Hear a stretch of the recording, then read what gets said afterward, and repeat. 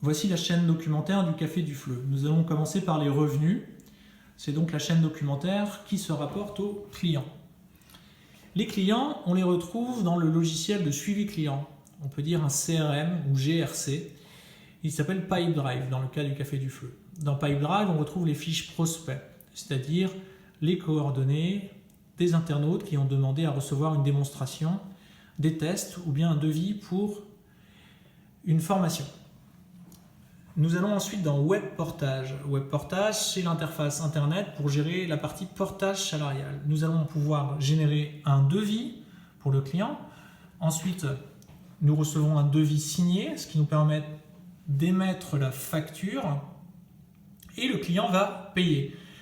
Nous allons pouvoir aller sur Nestor by Maif. Nestor, c'est un agrégateur bancaire, c'est-à-dire qu'on y trouve le solde des comptes bancaires de l'entreprise. Et nous avons le relevé bancaire avec les différents mouvements. Tous ces mouvements, toutes ces recettes, nous allons les insérer dans le tableau de bord Excel qui se trouve stocké dans Dropbox, qui est un logiciel de stockage en ligne. À présent, voyons les dépenses. Pour les dépenses, nous allons traiter la question des fournisseurs qui émettent des factures. Ces factures, on les trouve sur les sites web des fournisseurs et également des factures papier que nous allons scanner. Alors, on les retrouve donc dans Dropbox, dans le dossier à saisir.